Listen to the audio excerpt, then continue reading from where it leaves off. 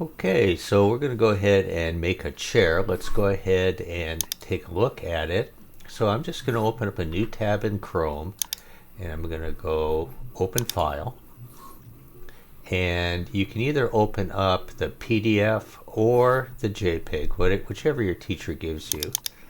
So I'll go ahead and open this up, and what you can do is switch back and forth between tabs anytime you want to look at something if you don't have a paper printout. Now this is a pretty simple chair. It's made out of 2x4 lumber. It's probably not one that you would want to sit in for very long because it's pretty upright, and the bottom is just essentially a flat surface. There's no contouring at all. But this is going to work really well for what we want to do. Now all the measurements are in feet and inches, so let's go into SketchUp here and let's create a new drawing in feet and inches, and let's go ahead and save it right now. Put it in SketchUp, and I saved mine in module 3. I made a new folder for it, and I saved it as chair. So I'll just go ahead and click on that, and I'll just call it chair 1. Let's do that instead. There's no limit to the number of files that we can have on either Google Drive or Trimble Connect. So as long as you keep your work organized, that's a pretty good thing. Now we've got the lady here. Typically we would delete her, but what I'm going to do is just hide her for now, because when I'm done with my chair, I want to make sure that it looks about the right size. So coming into here, we can see that the chair legs are 1 feet 6 inches, or 18 inches deep and 18 inches wide. So here's what I'm going to do. I'm just going to go ahead and type in R for rectangle and draw a rectangle and type in 18, 18. Because if you don't put in the feet symbol, or if you don't put in the inches symbol, it just assumes that it's inches. So we'll go ahead and do that. I'll press Shift Z to get a zoom extents. And we'll just kind of orbit around here. So what I've got are 4 edges, naturally, that make this square, and I've got this face. I don't need the face, and this is just for layout purposes, but I'm going to do something new here, and that is I'm going to double click on it, or triple click, doesn't matter which, because this is a 2-dimensional object, and I am going to make a group out of it. So what that does is that takes and kind of glues it and locks it all in together. And I'm going to be talking a lot about groups in this lesson. Now, a 2x4 that you get at the lumberyard is not actually 2 inches by 4 inches. It's actually 1.5 by 3.5. So I'm going to go ahead and type in rectangle, and I'm going to put the first leg right here. I'm just going to kind of pull out, and I'm going to type in 3.5, 1.5 and hit enter. And then let's see how tall those legs are. So they go up 1 foot 5 inches, which is 17 inches, right? So we'll come back into here. I'll type in P for push pull, and I'll start to pull it up, and I'll type in 1 foot space 5 inches. Now I could also just type in 17, but I'm just trying to show you something new. I'll press Shift Z again so they can see all of my work. And what I created here are these different edges and these different faces. And that's all nice, but there's going to be some stickiness associated with it that we have to be really careful about. So what I'm going to do is quickly triple click on this with my left mouse button, and that selects all, and I'm going to make that a group. So now this is just an object, and I can go ahead and copy it and move it over. Now there's a lot of ways you can do that. You can go Command C to copy it, and then Command V, or if you and put in a new leg, I'll just put it right there, and then I'll move it again to right there like that. That works. So I'll undo that and show you a different way to do it, because I'll be using this is my favorite way, and that is I'll go ahead and using my select arrow, select the leg, I'll type in M for move, and I'll click this corner because I'm going to want to put it right down in that corner. So I'll click and I'll start to move it, and to make a copy you press the Alt or the Option key. And there we go. We've got the first two legs. Now, I'm kind of lazy. I work hard, but if I can find an easier way to do something, I'm all for it. And SketchUp certainly allows that. So with my space bar, I'm going to select this leg, which is already selected, hold down the Shift key, and select that leg, and then type in M for move. I'll just grab that corner right there. And I'm going to start to move it back, and I'm going to tap my Option or the Alt key and move it back to there. So we've got our four legs now. However, this leg right here is 2 feet 11 inches tall, which is 35 inches, right? Yeah, 35 inches tall. And when we come in here, these back legs are not. So how do we fix that? Well, remember we made this a group, so when you click on it, it just selects the whole thing. You can't select an individual face, you can't select an individual edge. What you can do is either right click and choose to edit the group, or, because I like to do things quickly, just double click on it and it opens it up for editing. So I'll just take, let's see, right now these are 2 feet 11 inches, so that's 35 inches, and that's 17 inches, so I need to raise them another 17 inches. Is that right? 17 and 17 is 34, so I need to raise it not 17 but 18 inches. You might double check my math there. So I'm going to click on this face right here, type in P for push pull, start to pull it up, and what did I say, 18 inches? So with my arrow key selected now, I can just go ahead and click anywhere outside. And so I'll just repeat that process. Go Shift C here, double click on this face, P for push pull, and pull it up. And even if I did the math wrong, I can mouse over to this endpoint right here.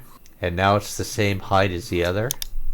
And I've now got my four grouped legs, and things are looking pretty good. Now let's go ahead and take a look at why I did it this way. That is why I grouped everything. If you want to ungroup something, you just click on it, right click, and choose to explode it. So now that I've gone ahead and exploded that, I've now got individual faces. I'm going to go ahead and select all, and just going to explode everything. So if you try to draw a model and don't group your pieces together, you can end up with a real mess. So like if I take and select those and delete them, and then try to do this same movement here, so I'll go ahead and let's see, I'll just tip this up and select that. Everything's looking good. I'll type M for move like I did before, and I'll start to pull it back. See that stickiness? Everything is all totally goobered up. And so if you're seeing that sort of behavior, it's because you skip that step where you need to group things. So I'm going to undo my poor work here. There we go.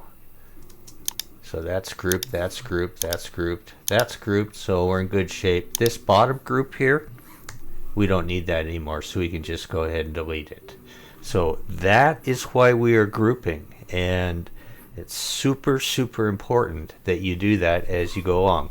Fortunately, it's very easy to do. So let's go ahead and put in the next piece. No particular order in any of this, so I'm going to go ahead and click on this, and I'm drawing this face on the group so I can avoid that stickiness. So I'll type in 3.5 comma 1.5 and then P for push pull, and I'll pull this across and I'll zoom in to right there. Now I'm going to Whoops, I forgot to tap my space bar there. I'm going to triple click on that. Notice how it only selects this new group. It's not a group yet, but this, we've got these individual faces and edges. So triple clicking on it just grabs the new geometry. It doesn't grab the legs, which are their own separate group. So I'm going to make that a group, and then I'll type in M for move. And then I'll just pitch down here just a little bit. And I'm going to grab that back corner and move it along the green axis. Tap the Option or the Alt key. And as long as I'm along the green axis, I know that those are the same height above the ground. So let's kind of repeat that same step there. R for rectangle. I'm going to draw a rectangle here.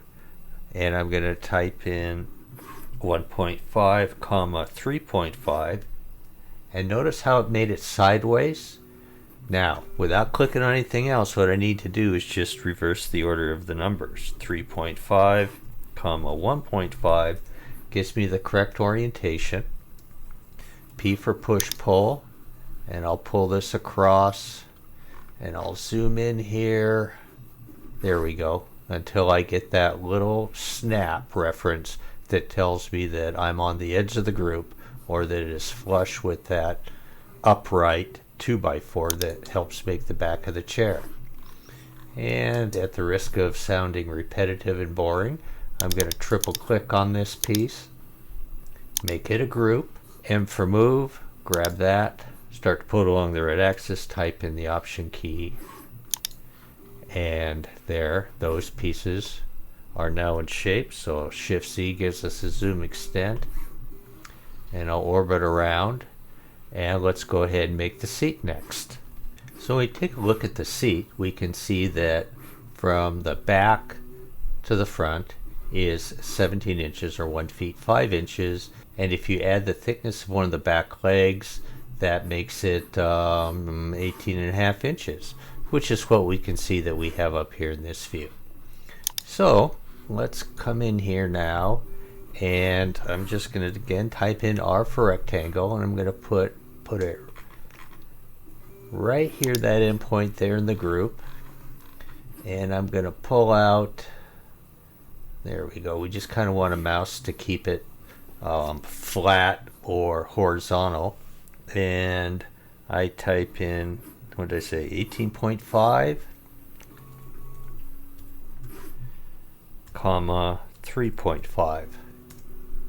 But it went the wrong way, didn't it? So let's just now type in 3.5 comma 18.5, and then P for push pull, and I'll pull this up 1.5 inches, which is the thickness of a 2x4.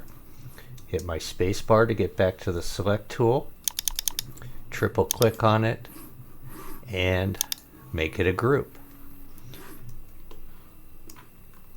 Now I am going to again do a move. So M for move, and I'm going to grab that corner right there, and I'm going to pull it across, tap the Option or Alt key, and it's really nice. It goes into X-ray mode there so you can see through it. I'm going to click it right there. I'm going to zoom back, and what I want to do is put that third board right in the middle of the other two. So here's what I'm going to do, and this is a brand new skill. Instead of just one copy, I need two more copies, right? The original one plus the one that I just made. So I'm going to type in 2 and then the divided by symbol or backslash, and I'm going to hit enter, and there it is. What that does is it spaces the next two so that they are equally distant from each other. So just that quickly I've got those two done. So the next thing I want to know is, what is the spacing here? So I'm going to just type in T for tape measure and go from this vertex to this vertex. It tells me that it is 1/4 of an inch. So what I need to do, and there's probably a bunch of ways we can do it here, But I'm just going to go ahead and grab this line and pull across and type in 0.25 inches. And then I'm going to take this board here, and rather than using the move tool, I'm just going to type in copy and paste. And I'll just go ahead and stick it right there, and then I'll move it again. And what I need is for this edge here, I'll move it across so that it's on my guideline. And then I'll orbit around here and pick this point right here, move it back along the green axis, and I will zoom in. Well, let's see, I picked the wrong point there. I'm going to grab this point up here and move it back along the green axis until I get that little pop-up that tells me that it's on the face in the group. And now that board's looking pretty good. So now let's just go ahead and essentially repeat the same thing. I'm going to come over here, T for tape measure. And again, this isn't the only way you can do this, but I'm going to go ahead and grab that line, pull out along the red axis and type in 0.25. And then I am going to select this board, type in M for move, grab that vertex right up there, start to pull it across, tap your Option or Alt key, and maybe I should have picked the bottom point, so I'll just park it right there for now. Kind of orbit around and click this, pull it along the red axis until I get that intersection right there that's on that line. And the chair's looking pretty good, except that this board and this board are just a little on the longish side, so I'll double click to open up the group for editing. P for push pull, pull back to there, tap my space bar, click outside, double click over here, P for push pull, and SketchUp's always trying to read your mind, so what it's saying is, well, what did he do last time? We did 1.5 inches. So let's make it easy. Let's just go ahead and double click on this face, and it push pulls it back the same amount. So we're getting pretty close to done here. So we're going to go ahead and click on save. And the last thing, or not quite the last thing, is to put the back on the chair. So we're almost home. Let's go ahead and put the back on now. Again, R for rectangle. I'll zoom in here and pull down. And again, a 2x4 is 3.5, 1.5. Hit enter. And then click on this face, P for push pull, and I'm going to pull across until it tells me that I'm on the edge of the group. Triple click, make that a group, and then we're just going to go ahead and type in M for move. I'll pick this top corner here. I'll start to pull it down along the blue axis, type my Option or Alt key, and put it just about anywhere you want. And there we go. So we'll do a Shift Z for zoom extents, and we'll look around, and there's our chair. We can do just a little bit of cleanup work here by erasing these guidelines, or you can go into your scenes. Yeah, you can go ahead and just turn them off if you want to keep them, or you can just in one mouse click choose to delete all of the guides. So now comes one of my favorite parts, and I think it'll probably be one of yours also, and that is to go ahead and add some material. So we'll go over here to our paint bucket tool. There is no keyboard shortcut for that. And I'll click on it, and over on the right it opens up the materials panel. And so here in the home button are just some default materials, but the real magic's over here when we click on this. And we have all these different JPEG images that we can apply. You know, you can pick colors, and just about any color that you could possibly want is there. There's some special characteristics to glass and water. They have some transparency built in. We'll get into that later on in the course. But for now, I'm just going to go ahead and pick wood. And I'll just go ahead and choose, let's see, I think I like that one right there. So when I click and select on it, now my paint bucket has that material loaded in it, so I can just go through and start to click on each of these. However, if I want to go ahead and make that process much quicker, I'll go Command or Control A to select all, and in one mouse click, there we go. So there's our chair. Probably not the most comfortable chair in the world. If you have a little bit of extra time, you might want to take and try to dish out these 2x4s a little bit so it has a little bit of curvature, a little bit of a pocket for when you sit down, and you could do the same thing for the back. Let's do one more thing here. Remember we hid the lady, so let's go through and unhide her. There we go. I'll do a Shift Z here.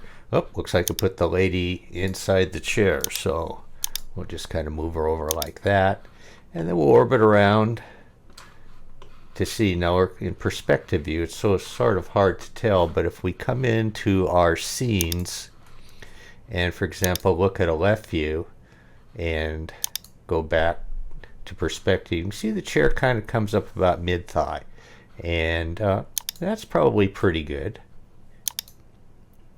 It looks like her knees right here would bend right where the seat is, so I think that's probably pretty close to what we would want.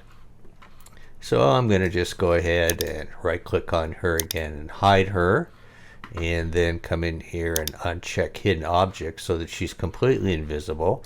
I'll close this panel, I'll go Shift Z and just go ahead and get a nice representation. Matter of fact, your teacher might want you to have the person in there so that they can quickly look at the assignment and tell if it is properly sized and proportioned. If you want to go ahead and print it, you can do that. And you know, we've done this before, so we're not going to take a lot of time to talk about that. But I think what would be more instructive be to take and download the SketchUp file. So you'll go ahead and just choose to download it, and you're going to get this pop-up asking you what version you like to would like to download. Now, truthfully, between 2017 and 2020, there are so few changes to SketchUp, it really doesn't matter. So what I recommend is just making it either 2017. That means that just anybody that's bought or downloaded SketchUp in the last 4 years is going to be good to go. But maybe your teacher will ask you to download it in a 2020 format. Anyway, just go ahead and click OK, and you will get a dialog box. Will ask you where you want to save it. 3.1 chair, Eric Westland.